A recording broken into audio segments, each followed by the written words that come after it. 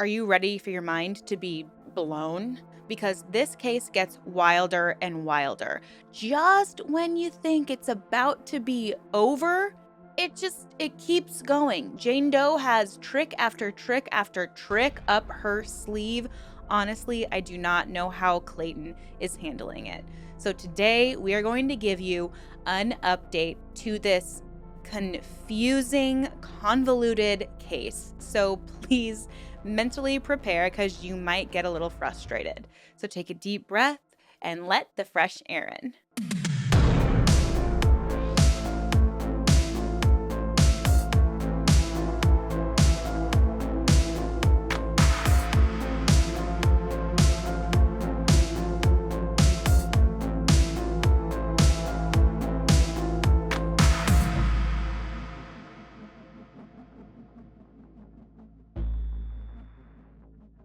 Hey everyone, I hope you're having an amazing Monday. My name is Erin, and I am fascinated by all things cult, true crime, and unique spiritual practices. I like to make videos that help alert people to the red flags they need to look out for with potentially scary and problematic people and organizations. With my content, I hope to create more awareness to help protect the general public. And boy, oh boy, we have an update for you. But first, I want to talk about this channel's very first sponsor, Aura. I don't know what I did in a past life, but I used to get so many spam calls, like every single day. Data brokers will sell your information to scammers, spammers, and everyone in between. They are targeting you. I'm talking your name, email, home address, health records, your relatives. They have access to all of it. And we talk all the time about protecting our mental space and our physical space, but what about our, I don't know, entire identity, our credit score? So Aura shows you what data brokers are selling information, and then they automatically submit opt-out requests for me. And Aura doesn't just help to eliminate all spam calls. It helps with identity protection, transaction monitoring, antivirus. There's also a VPN, so you can safely browse from anywhere in the world. And as someone who has been locked out of accounts because I'm not in the US, this one was huge for me. So, if all of this sounds good to you, I am so happy to offer a 2-week free trial by just simply going to aura.com/let the fresh Erin, and you can start your 2-week free trial. And it's also linked down below in the description. Thank you so much, Aura, for supporting the channel. And if you sign up for Aura, make sure to come back to this video and let me know how you like it, because I know it's going to be rave reviews. Before we jump into this video, I want to go ahead and shout out a few people who are covering this story so extensively. We've got Dave Neal, who broke the story and has been one of the most vocal about it. A link to his Clayton playlist will be in the show description. We have Reality Steve, who's been covering this a lot, and the Justice for Clayton Reddit has been keeping track of literally all of the documentation. So before we jump into this, I want to say thank you for doing all of this, you could argue, dirty work so that we can update the masses on this crazy, crazy case. So go check out that Reddit and go check out those other creators. There are several others, but I'd say that Dave has been really the forefront of this fight for justice, I'd say. Okay, y'all, let's get back up into this update because I found out today some things that Jane Doe has been doing. I mean, I really thought that this was all about to be over. If you have no idea what I'm talking about, please go watch my previous video about this case. I give you a total in-depth rundown. Disclaimer, I tell this story the same way that I learned all of the information. So if I come off as biased at first, I'm just telling a story. There are some twists and turns. So please just go watch that the whole way through so you really can appreciate those twists and turns, and then come back for this update. I really didn't think Jane Doe would have anything else up her sleeve, but she does. So before we jump into what she's doing now, I want to go back since it's been a few months since we've covered this topic. I posted my previous video about this in January, and more stuff has been happening, surprisingly. And the thing that's craziest to me is this could all be over very quickly. Just show real, tangible proof that you were pregnant. Why don't we have any real, tangible proof yet? Shocking. So let's start back at the beginning of January, which is right around where we left off.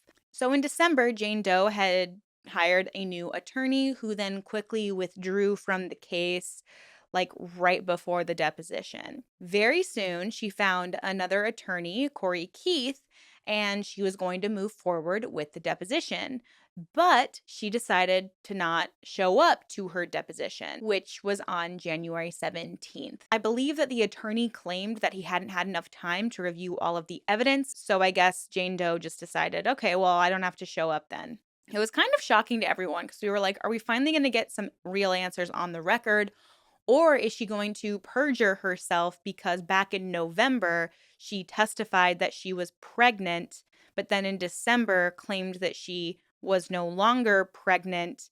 And when people questioned, well, we need a death certificate for these babies, or we need some kind of clarification that of what happened to these children, and when people tried to call her out, like, okay, you perjured yourself at this previous hearing, she said, well, she actually thought she was pregnant during the hearing in November, didn't find out that she was no longer pregnant until mid November in or December, and that she had actually miscarried a couple months previously, which, how convenient. And look, as a disclaimer, I just want to say going into this, I typically always believe when a woman says something happened to her or makes a claim like this because I'm like, well, what does she have to gain by making all of this up? It's not going to be a positive experience for her. I mean, there's really no way to go around it. It is not going to be good. So at the beginning, a lot of people believed her, and she's the one that went public with all of this information. But then later, when a test showed that there was no fetal DNA, it was like, okay, so is she lying? And then later we come to find out that they didn't even have intercourse, they only did oral. So it's just the mental gymnastics you have to do to like figure out what's going on in this case. And I feel like every time she hires a new attorney, they have to go through this mental gymnastics. So on February 2nd, Clayton has a deposition and Jane Doe is actually there. On February 6th, Clayton's lawyer files a motion to get additional time in the trial because there's so much back history at this point and so much that needs to be explained that they were like, we can't fit this all into like what, a 45-minute hearing? We need like hours to go through this. Because obviously, Jane Doe wants this to just like go away, right? Soon after, Jane Doe complains about getting harassed on Facebook and always wants to blame Clayton or Dave Neal for these moments. And then she calls the police, which I'm guessing she's doing this as a tactic to like get it on public record so that she can use it in court and say, look, all this harm they're doing, I'm being harassed. But it's funny listening to some of these phone calls she has with police because they're like, where is this happening? And she's like, online. And they're like, what's the address? And she's like, online. And they're like, where do you live? Like, because it's like, okay, how do we fight online harassment? Can you block these people? Like, I don't really know. I wish there was a better way for law enforcement to get involved because yes, online harassment is such a big issue. But on the other side of that coin, it's like there's so much time and resources being wasted on this case, in my opinion, that it's just like really more like, aren't you tired? We're all tired. Something big that's been going on with this case too is Clayton's attorneys wanting legal health records that show that Jane Doe is either pregnant or was pregnant or was actually regularly going to some kind of facility to get regular checkups. But due to this online harassment that Jane Doe was experiencing or was claiming to experience, she said she was concerned that her public information would get out there and she would be harassed more. And it's just like, if you just ended this, it would be done. Like, you're making it go on and on and on for so long. Just show that you're pregnant or say, okay, look, I'm not, and have it be done. Because Clayton's team is trying to get all of this information because it's also going to set the precedent, because we know, or it is alleged, that Clayton is not even the first victim of hers.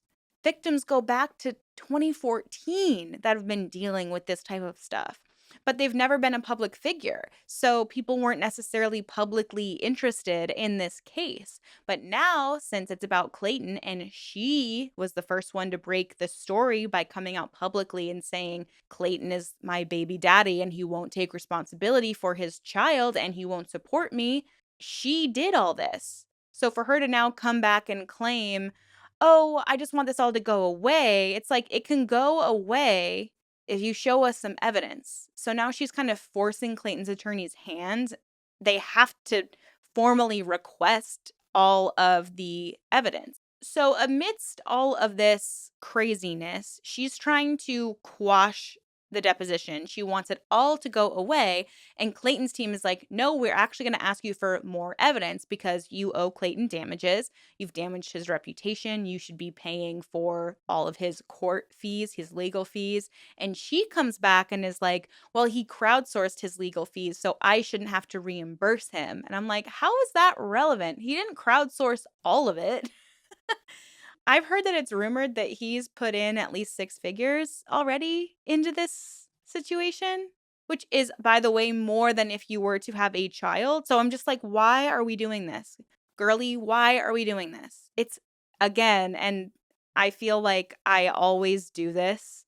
I tend to look at things with rose-colored glasses, but part of me really hurts for this woman. Part of me does have empathy because you have to really feel like you are not a valuable person if you feel like you have to, like, baby trap someone into being with you, which is what she was doing at the beginning of all of this.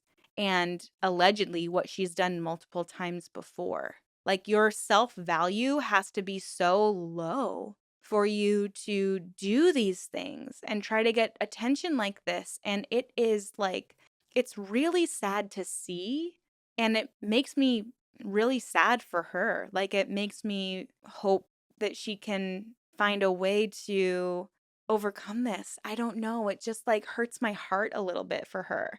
But at the same time, this is so insidious and so shocking, and the mental gymnastics, again, that we have to do in order to try to understand the motive. It's like, why at this point? Once again, what do you have to gain from this? So conveniently, her due date was February 14th, Valentine's Day. As we all know, no babies came, but she did write a blog post all about her experience. And on the Reddit, it is described as cruel, insensitive, heartless, immature, and irresponsible. So much so that although there's like a treasure trove of documents on Reddit, they're not linking that article because of how terrible it was. So I'm sure you can find it if you really search, though. Luckily, on February 16th, the judge denies Jane Doe's request to quash the motion. Thank goodness. Finally, on February 21st, there is an actual real deposition where Jane Doe and Clayton are both present. The judge denies the motion to seal and dismiss all of this and lets Clayton's motion to get more time at the trial. So now the next hearing is on June 10th. And this is so that both sides can collect all of the evidence and have a real, I mean, it's going to be a showdown. And this is why I didn't provide an update for this case, because I was like, oh, okay, I'll cover it again in June. Maybe you'll get an update. Maybe it won't be as salacious by then. But wait, there's more. So I mentioned that she had claimed that she was pregnant in a November hearing, but in this deposition, she tries to clarify that by saying, well, I thought I was pregnant, but then it turns out I wasn't. And I found out later that I had miscarried a couple months previously. However, Reality Steve claims to have correspondence that in December she told him she was still pregnant, which, if you, and I haven't been pregnant, and I certainly haven't been pregnant with twins, so maybe I don't know enough, but aren't you going to checkups very frequently when you're pregnant, let alone pregnant with twins? I mean, I would consider twins a high risk pregnancy. A lot needs to be monitored. So it would be really surprising if months have gone by since she found out she miscarried. And I just feel like as a woman, our bodies really tell us a lot. I don't know. And I don't want to speak. If you know more than I do, please share down below. But I just feel like you would totally have a feeling that something was wrong. Your children, I feel like you're so connected to your body, especially when you're pregnant. Things are changing, they're moving, you'll feel a heartbeat. Like, I just don't buy that. Oh, oops, I didn't know. I don't know. So, on the 27th of February, emails Clayton's attorney and says that she is going to sue Clayton for $1.4 million because he abandoned the real estate contract, which we all know that he had like tried to pass her off to multiple other real estate agents because he was like, red flag, I don't want to deal with her anymore. But in this email, she says, I won't sue him if he just stops going through with this family court issue. If he just like presses pause, we just forget about it, I won't sue him. And it's like that action alone, especially considering you didn't do it through your attorney, you personally emailed Clayton's attorney, it is not only an empty threat, but it, in my opinion, just makes her look much more guilty. So on March 1st, she finally attends a deposition. We get some answers from her. About a week later, we get an update about what happened in her deposition, and Clayton Echard releases a statement to the press sharing that she had admitted to doctoring her ultrasound. It was a really convoluted story. She said she did. She just added the name of the hospital to it, but then they tried to get more documents from that hospital, and she was like, no, it was a hospital at this other branch, and oh, I had to add my name to it too so he'd know it was mine. And it was like, what? I might be mixing up how she shared those facts, but it just, I remember being like, what is she saying? This doesn't make her case any better. Again, just provide us with real documents, please. Provide us with real evidence, please. It's like, why? Who has the time, who has the energy? I mean, think if she was meticulous in another aspect of her life, she would be so successful in that thing. It's like, go focus on something else. Like, this is unhinged. So Clayton's attorneys, and I mean literally everyone at this point, is just begging for confirmation or some kind of corroboration of what Jane Doe's been claiming since May. And since they haven't received any information, Greg Woodnick, Clayton's lawyer, files a motion to compel. And that means he's like, hey, judge, I need you to put some pressure on Jane Doe to give us this information because she has provided us with nothing, zip, nada, zero, zilch. Apparently, Jane Doe had claimed to pass to fetal sacs back in the fall, like September, October, and said she sent a picture to her sister, but then didn't send it to anyone else. So if that happened in September and October, wouldn't you have recognized that maybe you're not pregnant? Like, it is not making sense. Cue the meme with the girl and the math problems because what? The very next day, her attorney requests to get off the case. He's like, I don't want to do this. I can't do this anymore.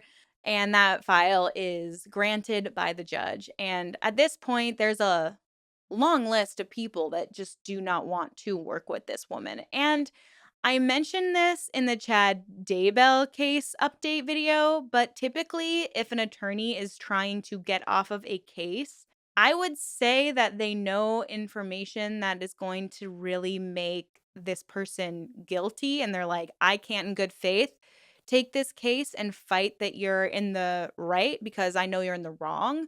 Or they know it's an unwinnable case. Like, I have a sneaky suspicion that Chad Daybell's lawyer is like, this is an unwinnable case for me.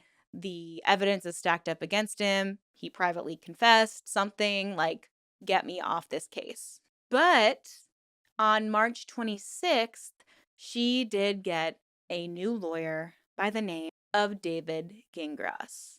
I think I'm pronouncing his name correctly, but he seems like a last resort lawyer. His Twitter says something along the lines of, I'll represent you even if there's like no chance of you winning. So here we are. That brings us to the filing on April 1st. And since this video is coming out a week after it was filed and a few days after its public release, I just want to say more things might have happened in the few days since I recorded this video. So if there's any updated information, I will try to put it in the pinned comment down below. Or if you as a viewer are like, this just happened, here's an update, Erin, please feel free to comment down below. And you know what's even more aggravating is every time you get a new lawyer, you need to give that lawyer time to look at all of the documents and review everything that's been in motion already. So it almost feels like a weird stall tactic that, I mean, I guess she's not using because these people are like begging the courts to get off the case, but it just feels like she's trying to delay the process as a whole. So on April 1st, her new attorney filed a motion for extension of time to respond to respondents' motion to compel. So basically, he's like, I need more time to review everything before I can provide more evidence to the courts. Just wow. I don't know. I want to read this motion with you. I might jump around a little bit just because of how long it is. It's a 39-page motion, and we've already been chatting for a little while. So I just want to show you a few key points that this lawyer makes. And I just feel like the judge is going to be reading this like, because it's absurd. So we begin. Good cause exists for this request for multiple reasons, as discussed in full below. In addition, and for purposes of clarity, without an extension of time, petitioner's response to the motion is currently due today, April 1st, 2024. You've been her lawyer for 4 working days. She couldn't just fax you over or text you over all the evidence. I don't know how these things work, okay? I'm not an attorney. For the reasons stated below, petitioner respectfully asks the courts to extend her response date for 10 court days, meaning if this request is granted, the new response date would be Monday, April 15th. On its face, I don't know. I feel like he could have said on the surface. On its face just sounds funny. On its face, this should be an incredibly simple and straightforward case. Jane Doe claims she had intercourse with Mr. Echard in May 2023. She claims she had a positive pregnancy test in June 2023. After efforts to speak with Mr. Echard about his intentions were unsuccessful, she filed this statutory paternity action on August 1st, 2023. Her conversations about his intentions were sending him a contract to be in a relationship with him, and that if he had a relationship with her and really put an effort with intention, that she would not have the children. So initially both parties were unrepresented, blah blah blah. Okay, we're going to jump to September. In late September 2023, the parties agreed to submit samples for genetic testing. Unfortunately, those tests were inconclusive. All of the tests said little to no fetal DNA, which I guess in scientific terms would mean that they were inconclusive, but Unsure of what the next steps to follow and without counsel to guide her, on October 18th, she filed a 2-page form requesting mediation. Although Mr. Echard never responded or opposed this request, on November 22nd, the court issued a minute entry order denying the mediation request as premature.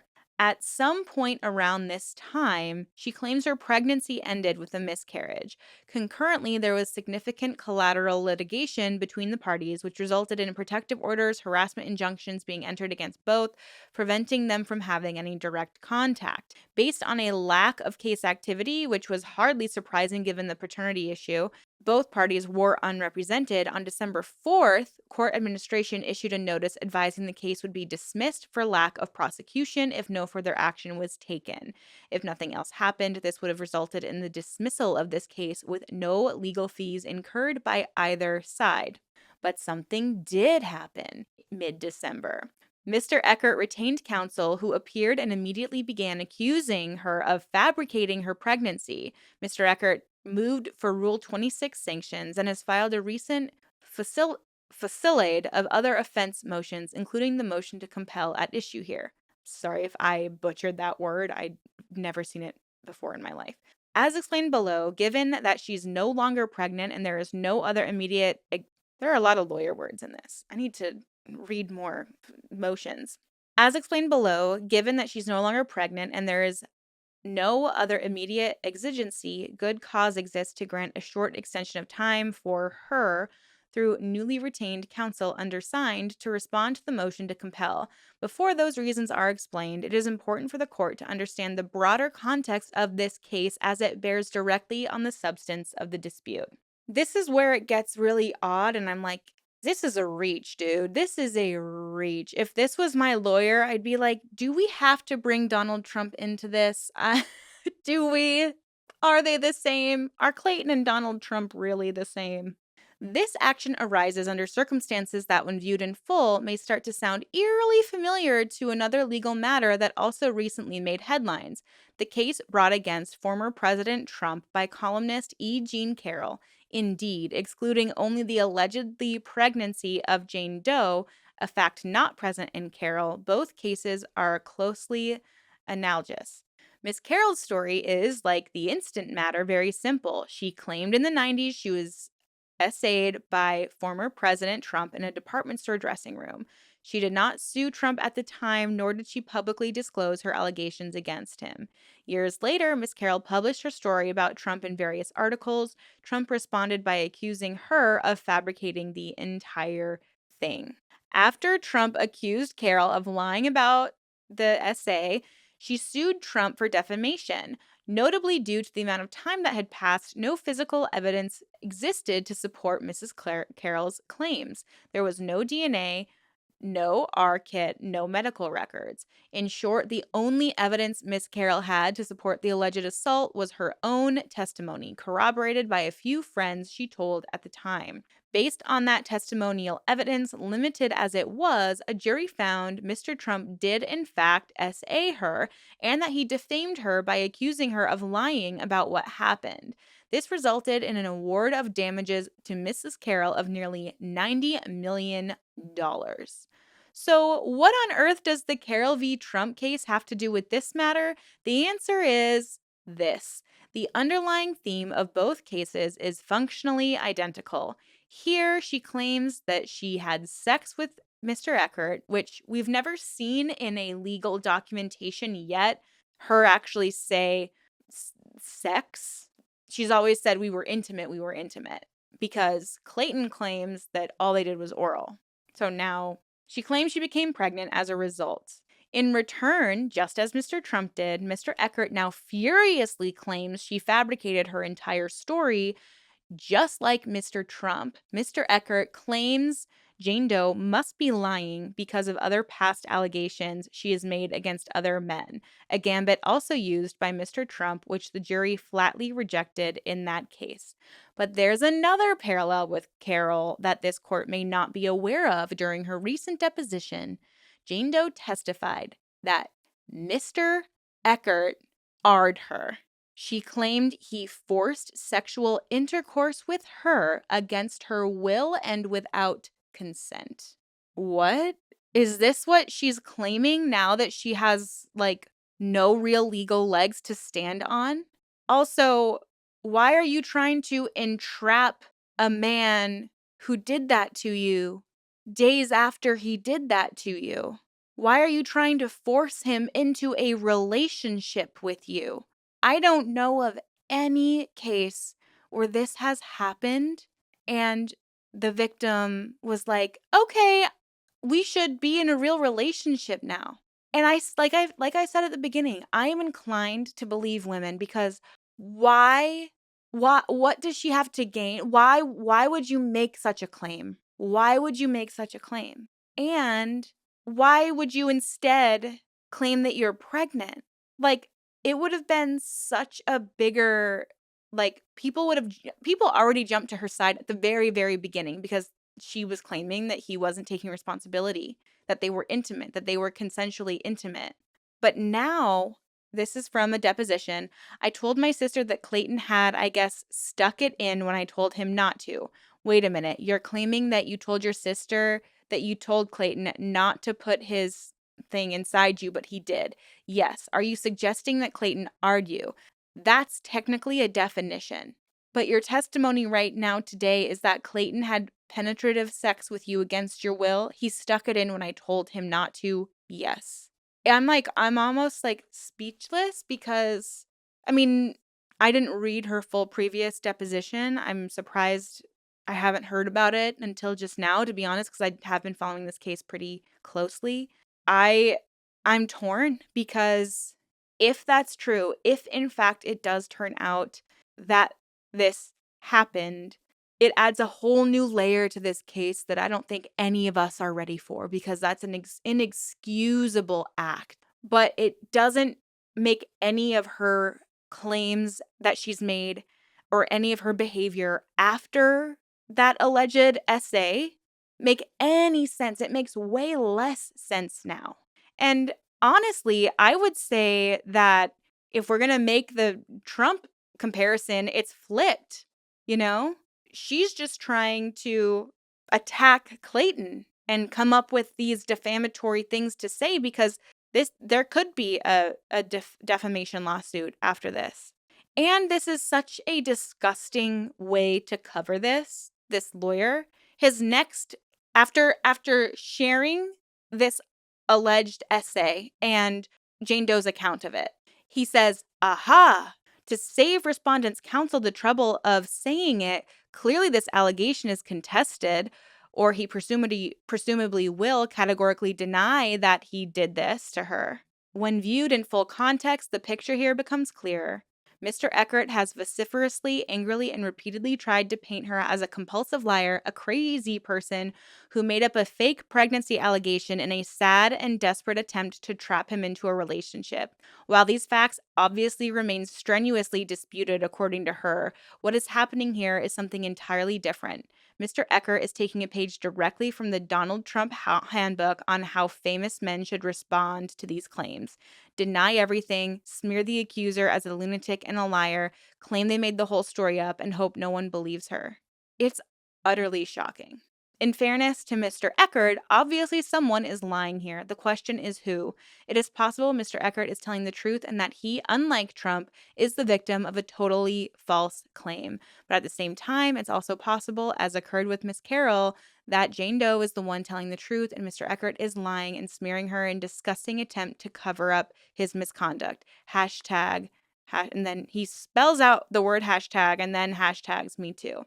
The way this lawyer is handling this very, very, very, very sensitive situation is disgusting to me. And he's been posting about this online too. And luckily, the judge did deny this motion. So it's kind of up in the air as to what will happen. But how disgusting for him to communicate about this very, very big allegation as if it's not serious, as if, I'm sorry, use the words that he used, aha, like as if he's like has a gotcha moment. Hey, you know what we should do if we really want to win this? We should accuse him of essaying you. That way we'll flip the script and everyone will start attacking him. I hope for everyone's sake that it did not happen. I believe it's an unsubstantiated claim. And it breaks my heart for every woman who has made, I'm going to get emotional. It breaks my heart for every woman who has made a legitimate claim and she wasn't believed and she didn't have the resources to help herself and she was too afraid to come forward or she wasn't believed and told to shut up. This is a mockery of all of the women who have had to deal with men who wouldn't step up and be a father to their child or pay for child support or do a paternity test. It's an insult to everyone who has tried to speak up about a traumatic event in their life. She's making a mockery of that, and she's making it more difficult for women in the future who will have to come forward, or even men, even however you identify, for anyone to come forward and share a true traumatic event that happened to them at the hands of another person, and they might not be believed because someone might point to this case and say, look at what this woman did. Look at how far she got. She had all the money and the resources to fight this, and she did it. I will take all of that back. I will swallow my words, swallow my pride if we find out that this actually did happen. But if Jane Doe is watching this, for the sake of yourself, for the sake of every woman who has truly and honestly had to deal with a situation like this and they weren't believed, for someone who actually used the Me Too movement as an opportunity to save, protect herself, protect other women, how dare you do this? It's truly heartbreaking. And what's even more aggravating is she has tried to get help from other women's rights groups to help her with this. And again, it's an ongoing case. Right now, we have seen zero tangible, real proof that she was ever actually pregnant. There is a positive HCG test, but that is all we have. And that doesn't necessarily mean that you are pregnant. Because I feel like any logical woman would, if it was me, I would take 20 P tests and show them online and be like, see, I would have been in the court doing it there, like I would have begged my care provider to come to my hearings. I would just be sharing all of my positive results. If she's really pregnant, show us all of that. Don't just all of a sudden say, oh, well, now that I'm losing this case and it looks really bad for me, I'm just going to claim this. Oh, well, we were both high, so I don't think either of us could really consent. And I also feel for Clayton because this type of allegation is incredibly hard to come back from. Jane Doe's worried about her reputation. She's single-handedly destroying a man, potentially. And this is such a touchy subject because I don't want anyone to misunderstand me. My first instinct is to always believe a woman because I don't understand how or why a woman would or anyone would want to make a claim like that. It's utterly heartbreaking that it happens at all and women aren't believed. And I fear that, luckily it sounds like the judge didn't take anything in that motion to heart. But wow, it's just shameful. And this lawyer, he just seems very immature and unprofessional. He's like fighting with people on X, what used to be Twitter, in the comments and updating the public about this stuff. And it's just like, what are you doing? Shouldn't you be spending time collecting the evidence to send to the judge because there's a motion to compel that you have to complete? Anyways, to conclude this video, I apologize if I got a little passionate. I feel for everyone involved in this situation. I really feel for Clayton. I feel for Jane Doe. It's got to be difficult to live in that mental space. It's got to be difficult to be operating in this way. And I don't want to speculate on what's going on there. It's not my place, but it does make me sad for her, and it makes me sad for Clayton, and it makes me sad for everyone who cares about the both of them.